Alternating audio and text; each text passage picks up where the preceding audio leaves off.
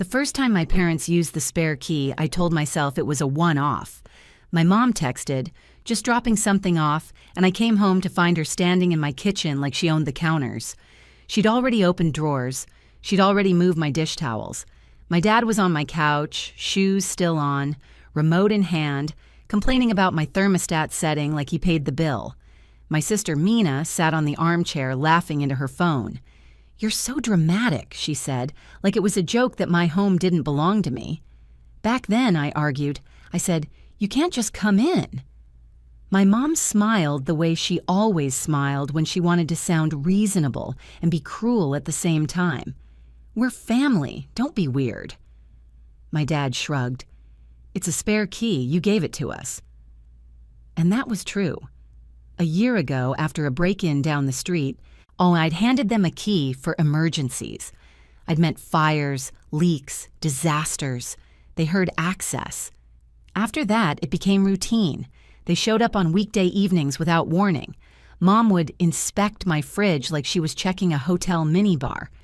Dad would sit in my living room and complain about my job, my weight, my friends, my attitude.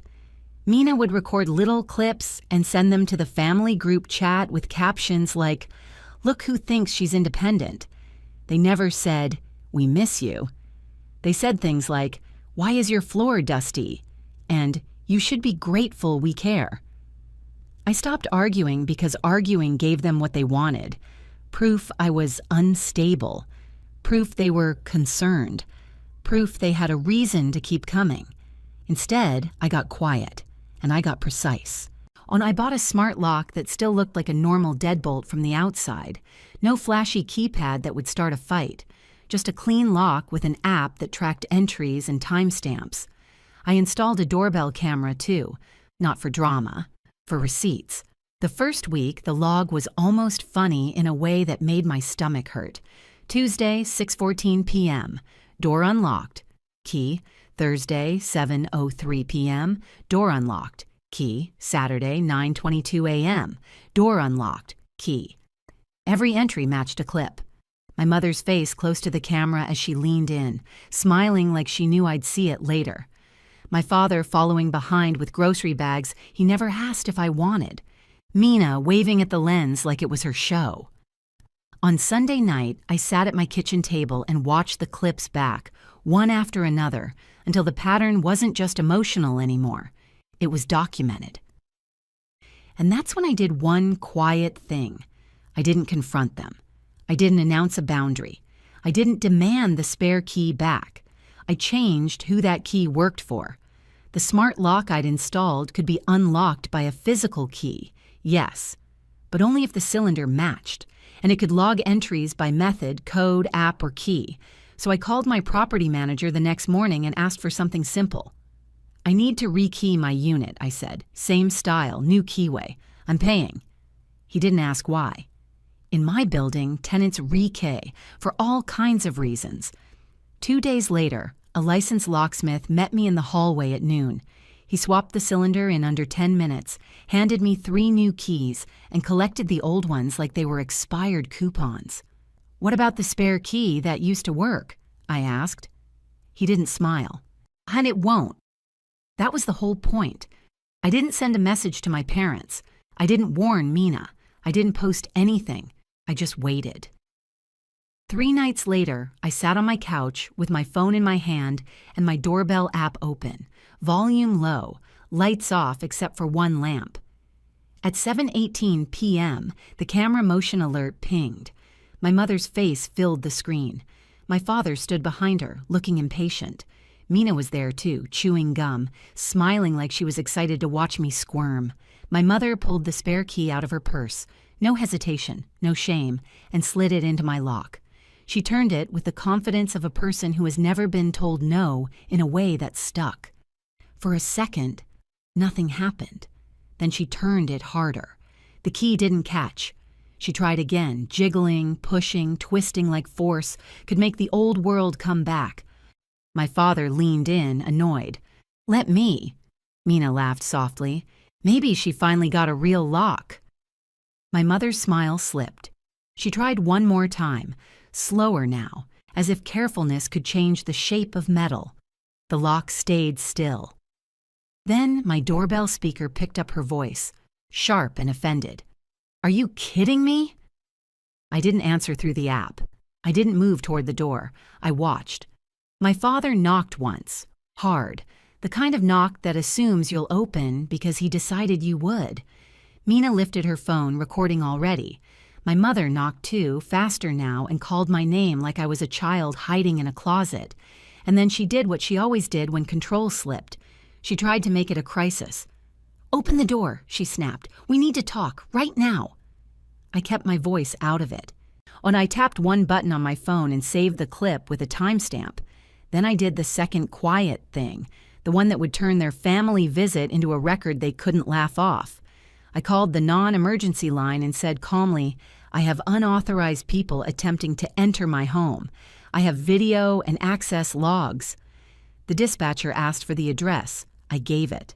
And while my parents kept knocking like the door owed them obedience, my smart lock app updated with a new entry.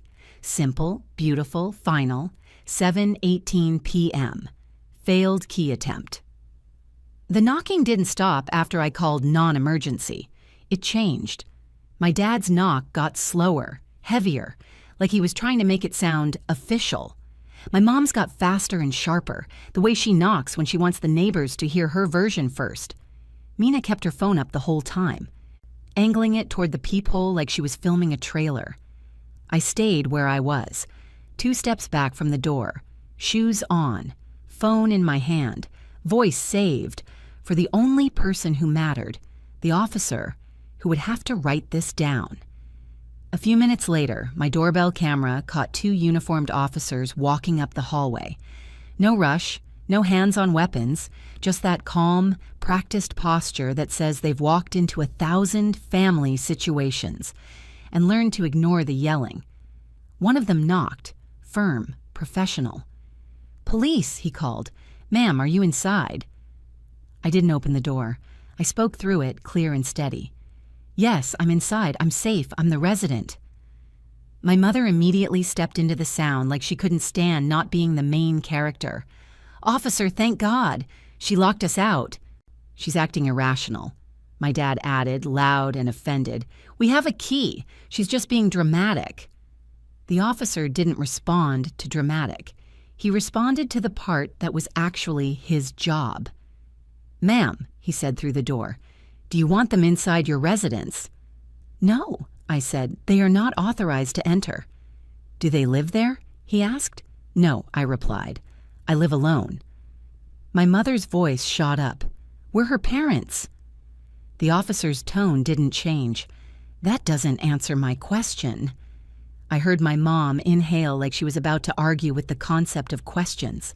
The other officer spoke to my parents in the hall, calm but firm. "Ma'am, sir, step back from the door." My dad scoffed.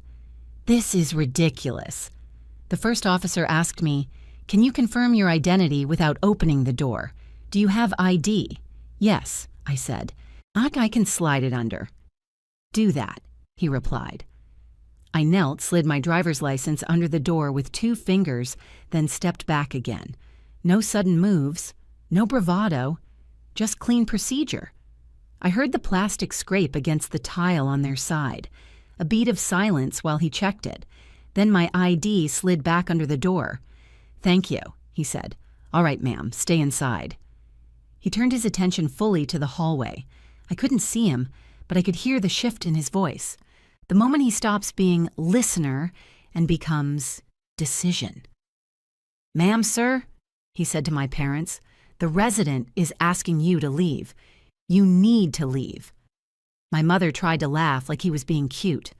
"Officer, she's upset. She's overreacting. We're family." The second officer spoke this time. "Do you have any proof you reside here? Mail address to you? An lease? Anything?" My father snapped. "We don't need to prove anything." The officer didn't flinch. "Yes, you do. Otherwise, you're visitors who were denied entry." Mina finally chimed in, voice bright like she wanted a quote for her video. She gave them a key. That means they can come in. The officer replied, almost bored, "No, it doesn't." Then he asked the question that always separates power from performance. How did you get to this floor? My mother hesitated. My dad answered too fast. Elevator. Did you have a fob? The officer asked. Silence. My mom tried to pivot. A nice neighbor let us in. We didn't do anything wrong. The officer's tone tightened slightly. So you followed someone in without authorization? My dad's voice rose. Are you seriously calling us criminals? The officer didn't take the bait. Or I'm telling you the building has controlled access, and you bypassed it. I watched through the peephole as the officer stepped aside and spoke briefly with the building security guard, who was still present. The guard nodded, then held up his phone as if showing the desk log. The officer turned back to my parents. Here's what's happening, he said, calm and final. This is her home. She has told you to leave. If you refuse, you can be trespassed. If you return after a trespass warning, you can be arrested.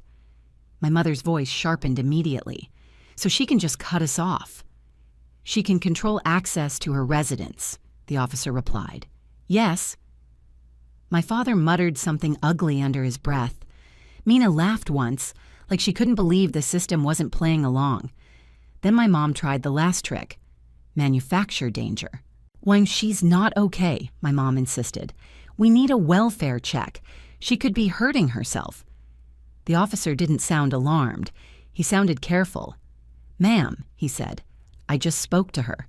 She's coherent, calm, and responding appropriately. Do you have any specific reason to believe she's in danger right now? My mother paused. Too long. Because specific is where manipulation dies. My dad tried to rescue her. She's unstable. She's always been... The officer cut him off. That's not specific. My mom's voice rose, desperate. She's isolating. She's paranoid. She's locking family out. The officer's reply was flat. That's not a welfare emergency. Then he added, if you continue making false claims to force access, that becomes another problem. That was the first time my mother stopped talking. I heard the scratch of a pen against paper. The officer was writing. Ma'am, he said, I'm issuing you a trespass warning for this property tonight. If you return without the resident's permission, you can be arrested for criminal trespass. Do you understand? My dad snapped. This is unbelievable. Do you understand? The officer repeated. My mom's voice came out tight. Yes. Good, he said. Then he did the thing my parents hate most. He made it official. He read their names out loud and asked for IDs. My mother protested, of course. My father argued. Mina rolled her eyes, but they handed them over because refusing only makes the paperwork thicker. From inside my door, I heard my lock app chirp softly again. 7:31 p.m. Key attempt failed. 7:32 p.m. Key attempt failed. 2 more entries, time-stamped, proof that it wasn't a misunderstanding. It was persistence. A minute later, the hallway got quieter. Suitcase wheels rolled away. Shoes moved toward the elevator. My mother tried one last shot as she passed my door, voice loud enough for me to hear through the wood. You're going to regret this. I didn't respond, because regret is what they use to keep you obedient. The officer knocked once more, gentler this time. Ma'am, he said through the door, they're leaving. Do you want the incident number? Yes, I replied. He read it out, and I typed it into my notes immediately. He also told me something that sounded small but mattered more than any argument. If they come back tonight, call 911, he said, and tell dispatch you already have a trespass warning documented. Thank you, I said. When the hallway finally went quiet, I let myself exhale. Not victory. Safety. I saved the doorbell clip, the smart lock log, Mayan Malik's desk entry, 3 separate systems, 3 separate witnesses. Then my phone buzzed. A text from Mina. Cute.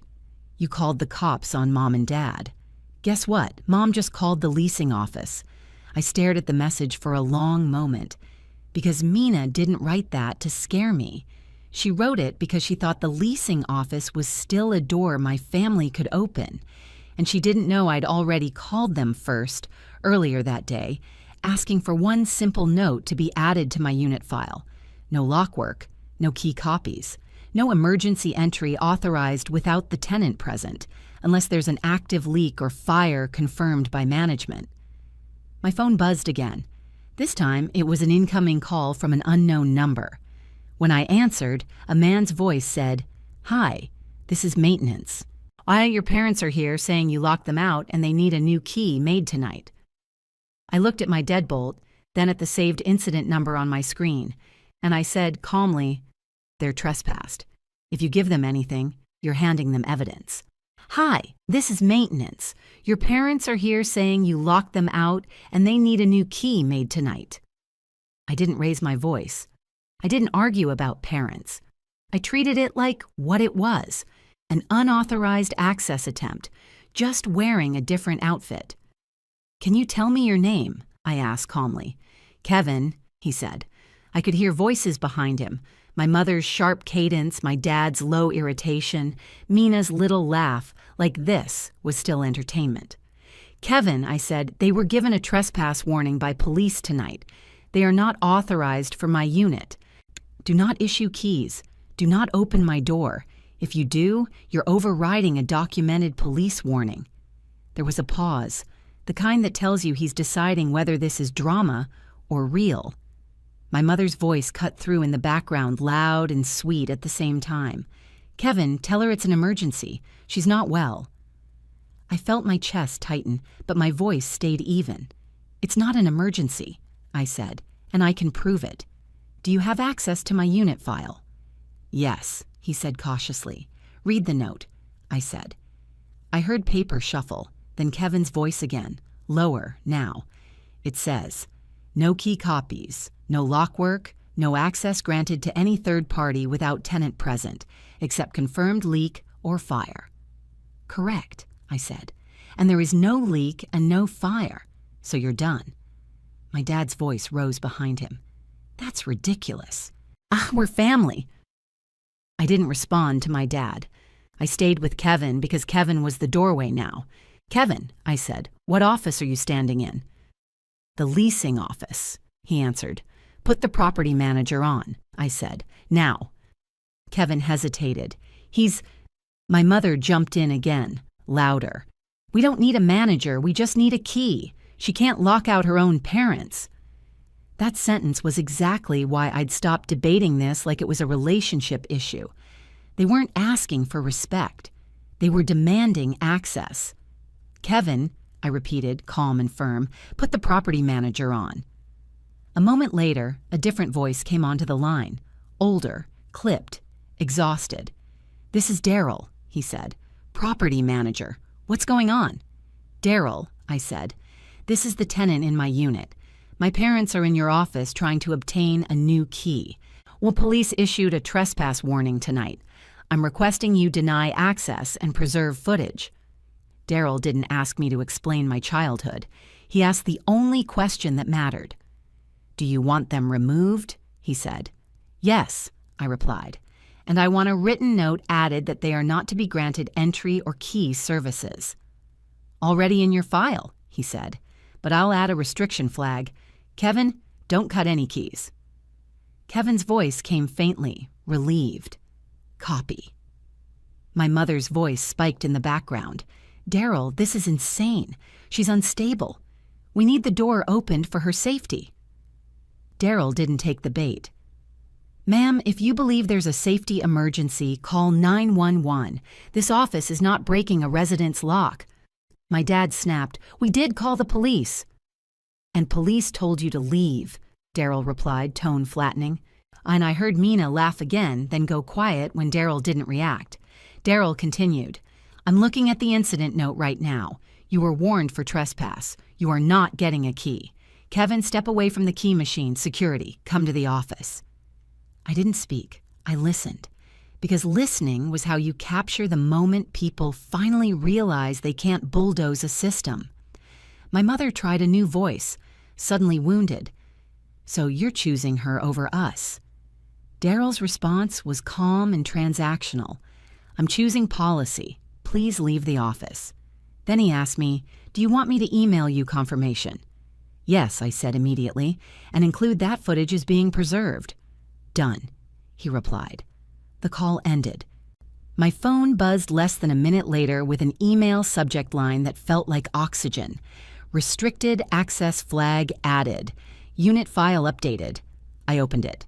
3 bullet points. Clear, boring, perfect. No key duplication without tenant present, and ID verified. No lock work authorized by any third party. Lobby and office footage preserved for incident report. I saved it to a folder called Building and forwarded it to myself again, because redundancy is what you do when people like my parents don't stop the first time. Then my doorbell app pinged again, not my front door. The lobby camera feed. Daryl had granted me temporary access to view it for incident documentation.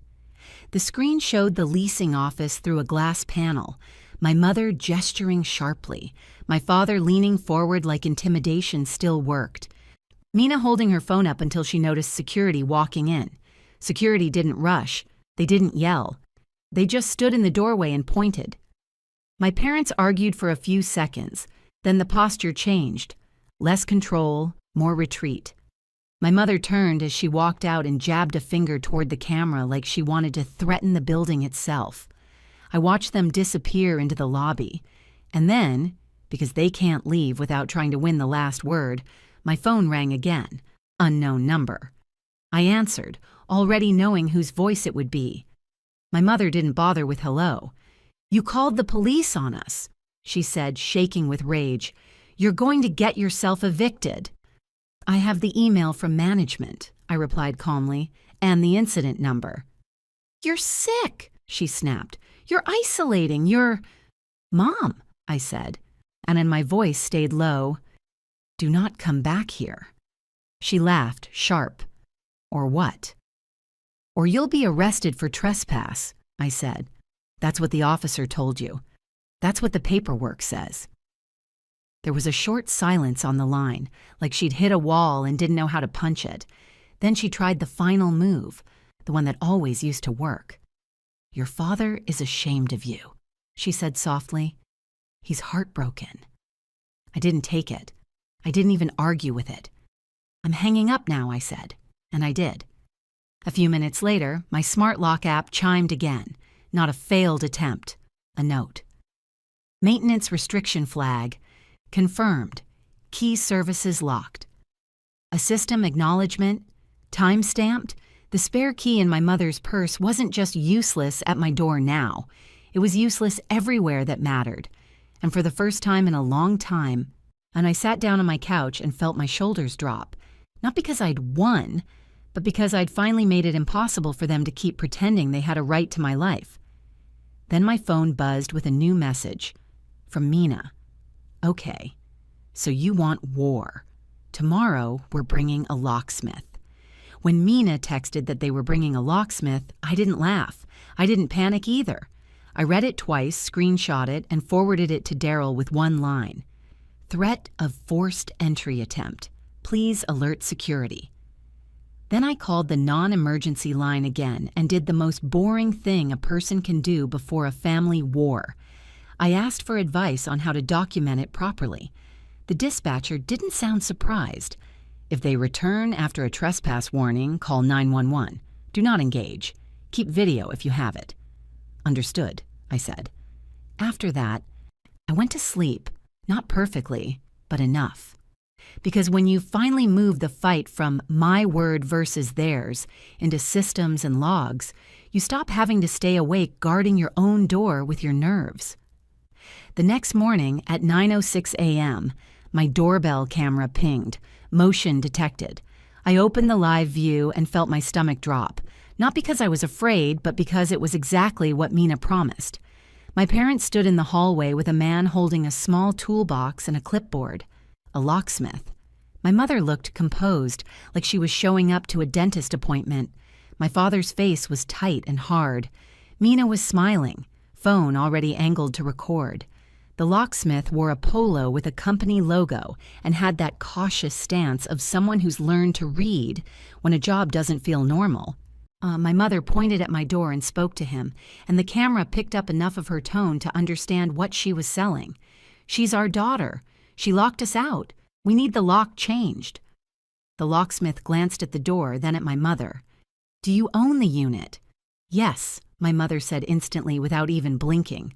A lie so casual it would have been impressive if it weren't disgusting.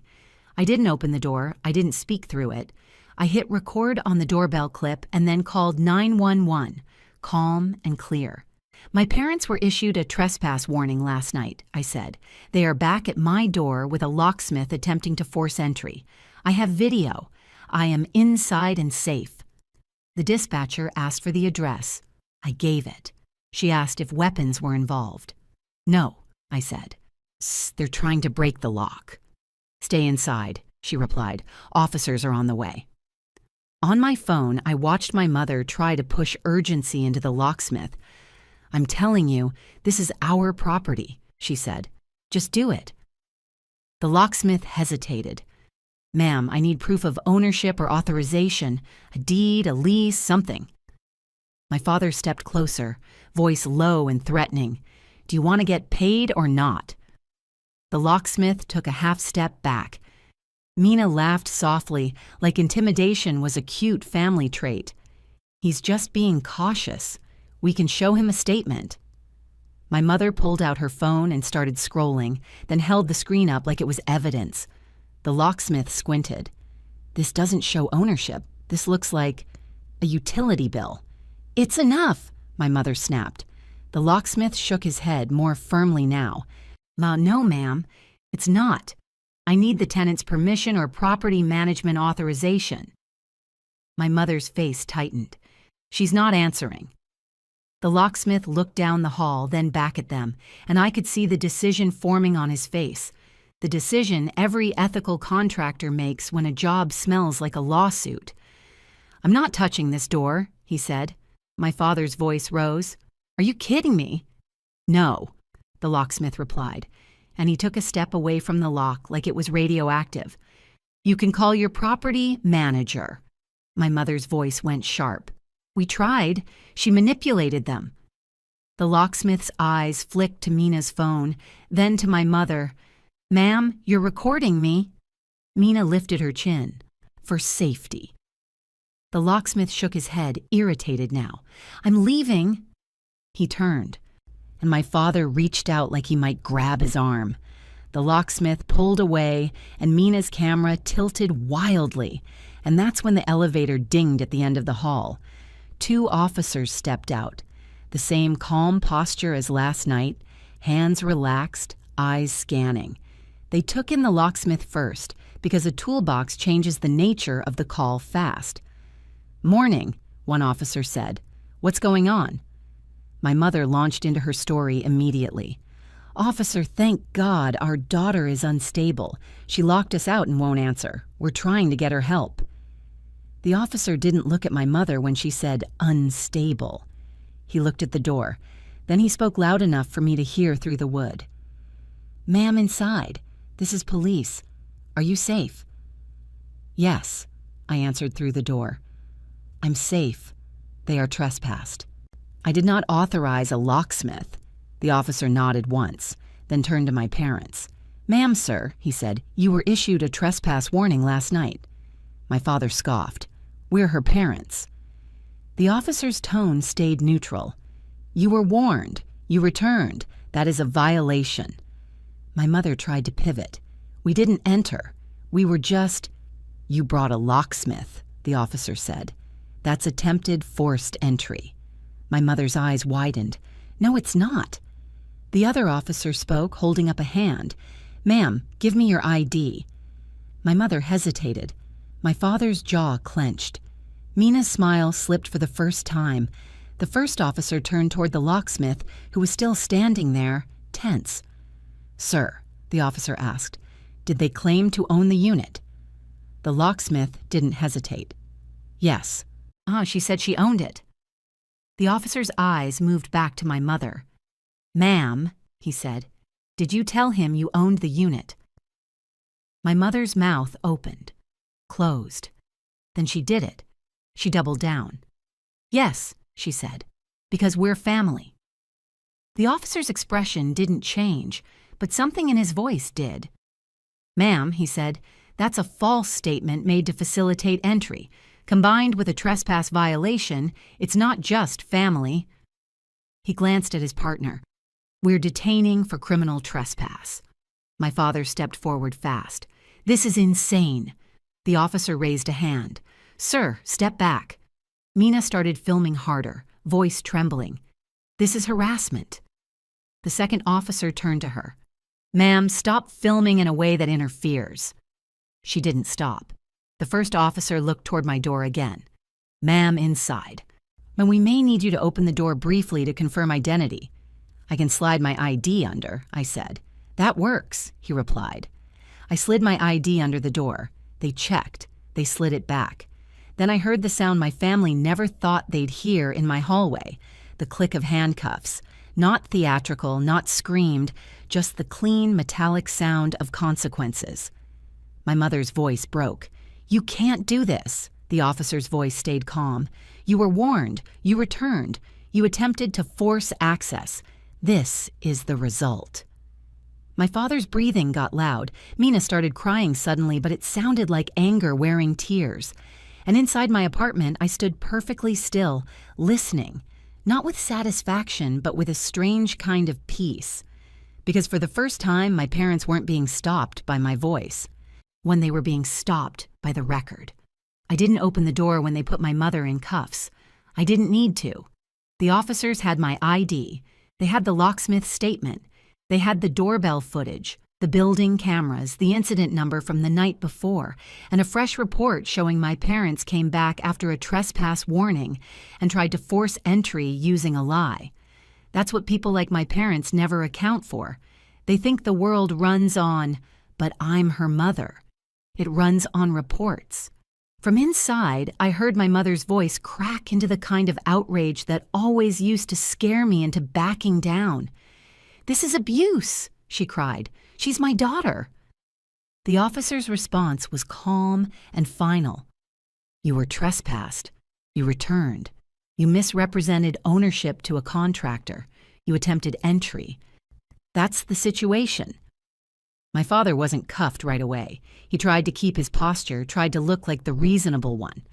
This is a misunderstanding, he said, voice tight. We were trying to help. The locksmith shook his head. You told me you owned it. The officer turned to my father. Sir, you need to step away from the door and lower your voice. Mina kept filming through tears. She's doing this to punish us. The second officer looked at her steady. Ma'am, you're also trespassed. If you remain on this floor, you'll be detained as well. Mina's filming hand trembled. For a second, she didn't know what to do without an audience to control. Then she did the only thing she could do. She backed up. My father backed up too, jaw clenched, eyes fixed on my door like he wanted to stare it open. Then the officers escorted my mother toward the elevator while the locksmith gave his statement again. Short, clear, no drama. The officer asked him if he'd be willing to share his invoice request and call log. The locksmith nodded, relieved to be on the side of procedure. When the elevator doors closed, the hallway went quiet. A moment later, the officer knocked once, gentle. Ma'am, he said through the door, they're off the floor. We're issuing a formal trespass order for all three. Your mother is being cited and booked for trespass. Do you want to press charges for attempted unlawful entry? I didn't answer with emotion. I answered with the one word that finally made my life safer. Yes, I said. Okay, he replied. We'll document. You'll get a case number. Management will also have the report. Thank you, I said, and I meant it. When he gave me the case number through the door and I typed it into my notes immediately, then saved it in the same folder as the lock logs and the leasing office email. Redundancy is how you beat people who rely on chaos. That afternoon, Daryl emailed me the updated incident packet, the locksmith footage from the lobby camera, the officer's report number, the new trespass order, and a building-wide restriction note that flagged my unit for no service without tenant present. Then he added a sentence that didn't sound dramatic but felt like a wall being poured in concrete. If they enter the building again, security will detain and call police immediately. That night, Mina tried to spin it online. when she posted a cropped clip of my mother crying and wrote about ungrateful children and mental illness and heartless daughters. But she couldn't post what mattered most: the locksmith saying, "You told me you owned it," and the officer saying, "You were warned and you returned." Because those parts don't play well in a story. Those parts are record. 2 days later, my mother called from a number I didn't recognize. I didn't answer. My voicemail captured her anyway. Voice hushed, trying a new costume. "Sweetheart," she said, "we need to talk. This has gone too far." I saved the voicemail and forwarded it to my attorney because by then I had one. Someone who didn't care about my family dynamics, only about my safety. My attorney sent one email back to the number with the case number in the subject line and one sentence in the body: "All contact must go through counsel. Do not contact my client again." After that, the calls stopped. My father tried once, in a different way. He emailed me a long message about respect and how we raised you and how family doesn't call police. I read it once, then archived it because it didn't change the only fact that mattered. They tried to enter my home without consent. They lied to a contractor to do it. They came back after being warned, and that's why a judge doesn't need my feelings to enforce a boundary. 3 weeks later, I went to the courthouse for a short hearing. Nothing dramatic, just the practical follow-through. My mother stood in front of a judge with a public defender beside her, eyes red, some makeup perfect, still trying to look like the victim of my mood. The judge wasn't interested in mood. He read the report. He read the prior trespass warning. He read the contractor statement. He read the building's footage summary. Then he looked at my mother and said, "You are not permitted to enter this property or contact the resident. Any violation will result in arrest." He also entered a no-contact order, a door closed with the force of the state behind it. My father and Mina were issued formal trespass orders, too. If they showed up again, it wouldn't be a debate. It would be a violation. 2 months later, my home felt like mine, in a way it never had before. I stopped listening for keys in the lock. I stopped jumping when the elevator dinged. Now I invited friends over without worrying my mother would inspect my kitchen like a supervisor. And the strangest part was how quickly my nervous system learned the new rule. The door stays shut because it's allowed to stay shut. My parents didn't suddenly become kind. They became contained. Because containment is what happens when the world stops rewarding entitlement. If you've ever had family treat your home like their property, would you keep swallowing it to keep the peace? Or would you make the boundary enforceable, even if it gets ugly first? Tell me what you'd do. And if you want more stories where quiet documentation beats loud control, like and subscribe. I'll see you in the next one.